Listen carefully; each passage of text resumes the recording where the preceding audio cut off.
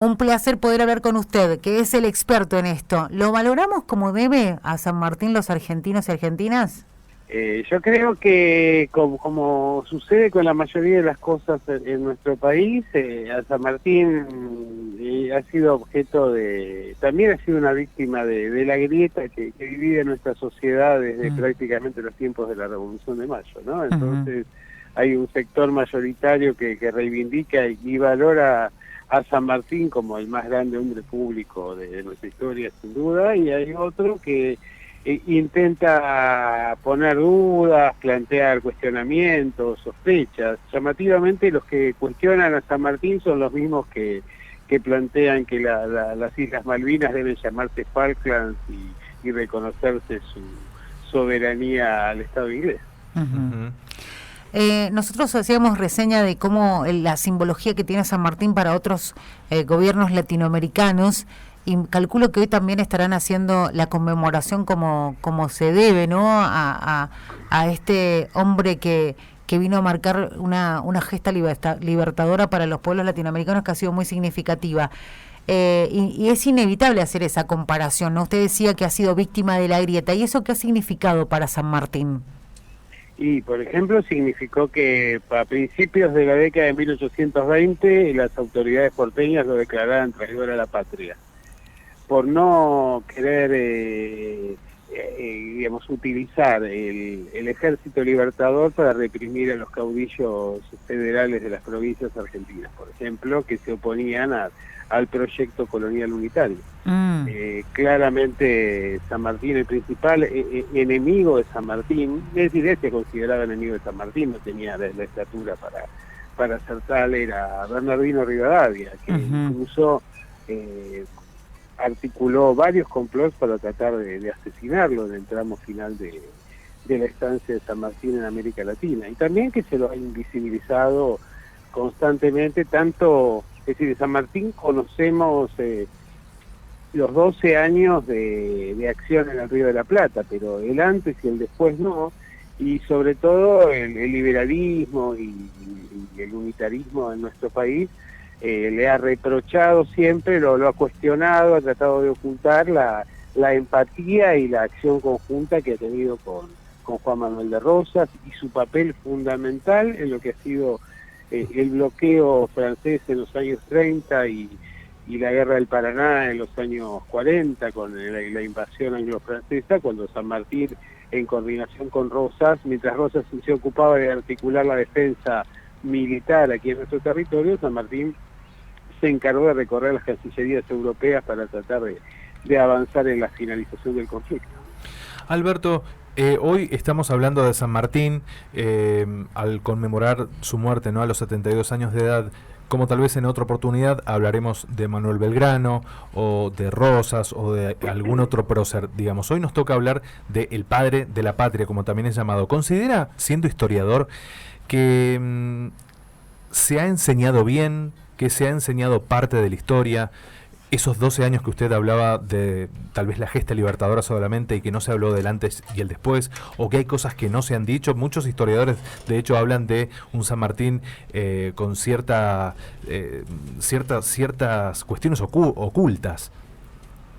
Mira, a ver, yo creo que se enseñó bastante mal, y se enseña bastante mal porque el punto de partida de la enseñanza de San Martín es la historia oficial de Bartolomé Mitre. Mitre reconocía a Rivadavia como el más grande hombre público de aquí de América Latina, y por esta razón es que claramente toma partido, y así como llevó adelante una tarea de destrucción sistemática de otros próceres como Belgrano o como Güemes, por ejemplo, en el caso de San Martín le resultó más difícil porque ser un actor de relevancia y reconocimiento internacional. Vos pensás que San Martín tiene estatuas en todos los continentes, sí. En nuestro país tiene en todas las provincias menos en Tierra del Fuego, y tal vez una cosa llamativa, o sea, es que se da algo muy interesante, que la estatua que está en Boulogne-sur-Mer, que es el lugar de residencia final de San Martín, era una zona que estaba expuesta a los bombardeos alemanes en las dos guerras mundiales.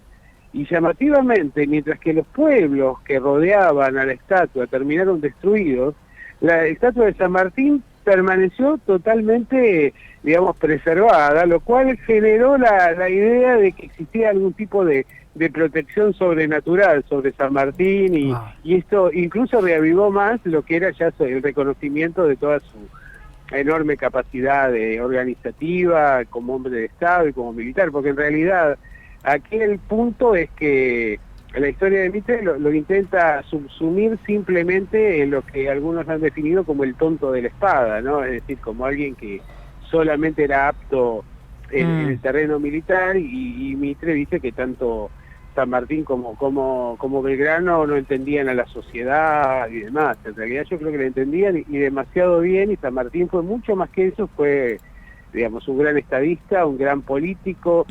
También tuvo un nivel de lectura impresionante, ya que su biblioteca, que le llevaba a todas partes, terminó donándola como para fundar la Biblioteca Nacional del Perú. Pero hay otro aspecto de San Martín que a veces pasa desapercibido, y esto pasa por celebrar la necrofilia, ¿no? Que me parece una cosa lamentable, el hecho de celebrar el momento de la muerte y no de los momentos de mayor plenitud de nuestros próceres.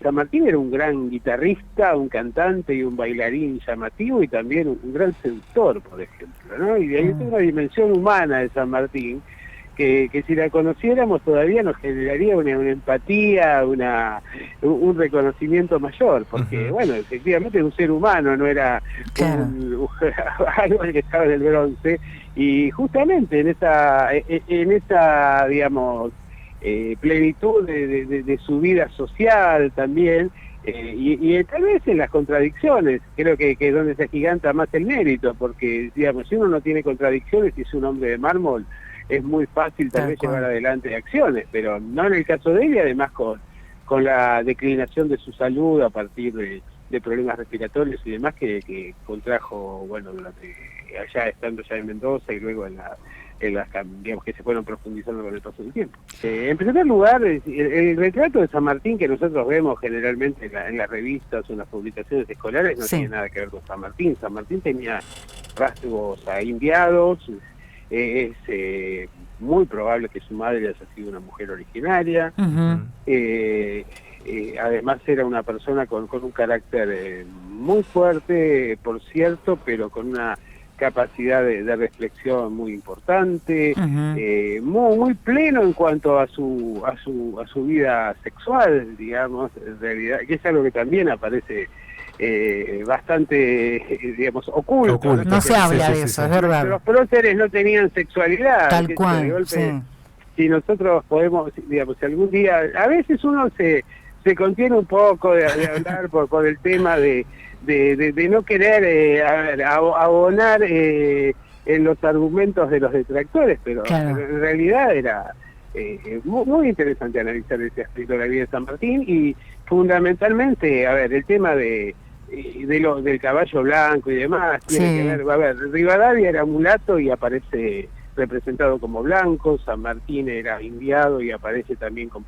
Porque en realidad parece liberalismo, digamos, la asociación de civilización con occidentalidad estaba muy marcada. Entonces, con el color de la piel, básicamente.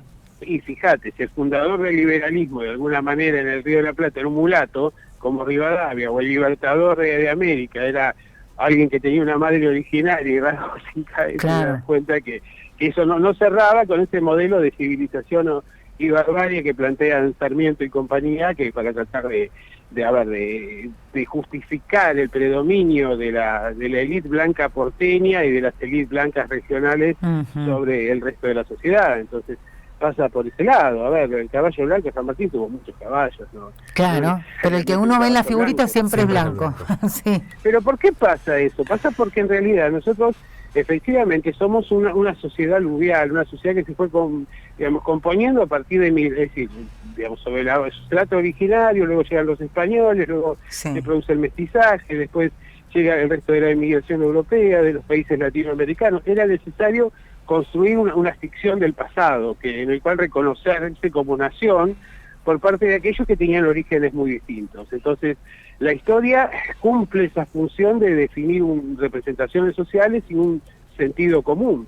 Entonces, por esta razón, lo que se hace es identificar a ciertos actores con un evento determinado. Entonces Belgrano creó la bandera, San Martín cruzó los Andes, también, bueno, pero hicieron más que esto, ¿no? Hicieron muchísimo más que esto, y efectivamente lo que vemos en San Martín es una persona que tiene una capacidad política muy llamativa, y además es el primer articulador de una formación estatal sólida con la Intendencia de Cuyo, justamente.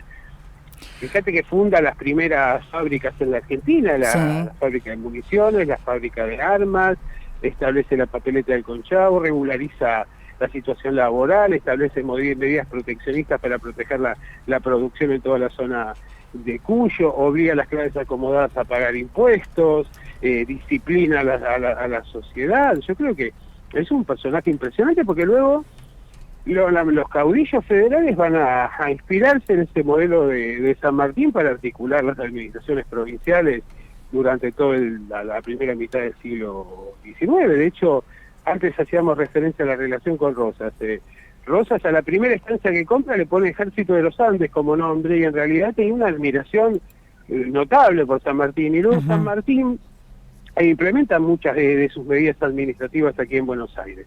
Y San Martín, desde el otro lado del océano, plantea que Rosas es quien mejor comprendió su modo de entender la realidad y la organización estatal y social, y por esta razón es que lo respalda y también le dona su sable, ¿no? Alberto, tal vez una última consulta, porque se nos está yendo un poquito el tiempo y tenemos el top horario a las 12, pero sí era importante poder preguntárselo a usted como historiador. Muchos hablan del tema de la masonería, su vinculación a los masones aquí en nuestro país. De hecho, muchos detractores o personas que están tal vez tratando de buscar ciertos argumentos hablan de este hermetismo, de estas cuestiones secretas o de estas cuestiones ocultas por parte de San Martín, que estaba relacionado al tema de la masonería. ¿Qué nos puede decir de todo esto? Mira, aquí hay siempre un gran mito que encubre parte de verdad y parte de mentira. Es decir, evidentemente San Martín integra una logia que no necesariamente es masónica, porque no se había establecido la masonería en nuestro país. Cuando él está en Cádiz, luego hace un viaje hacia Gran Bretaña y viene a la Argentina. En general forma parte de un grupo que está vinculado a la masonería inglesa al principio. Pero luego vamos a ver que cuando Carlos María de Alvear, que se supone podría ser su medio hermano, que hace el viaje con él, plantea la propuesta de establecer un protectorado británico aquí en el Río de la Plata, San Martín rompe con esto y claramente toma la determinación de llevar adelante una iniciativa autónoma desde la Intendencia de Cuyo y luego seguir con el cruce de los Andes. Evidentemente, algún tipo de vinculación en términos de logia existe, y eso es lo que le granjea también a la relación con los Higgins y demás, pero yo creo que San Martín, en un determinado punto, a partir de el establecimiento en la zona de Cuyo, tiene una ruptura con, el proyecto masónico, y claramente, toma una medida o acciones diferentes, porque de hecho uno ve cómo son las organizaciones estatales o cómo es la organización social que impulsa, y en realidad tiene bastante poco que ver con este proyecto, que sí, en cambio encarnan otros sujetos, como ya habíamos dicho, en el caso de Carlos María de Alvear, o de Rivadavia, o del propio Mitre, Sarmiento, tal cual. Todo ese grupo.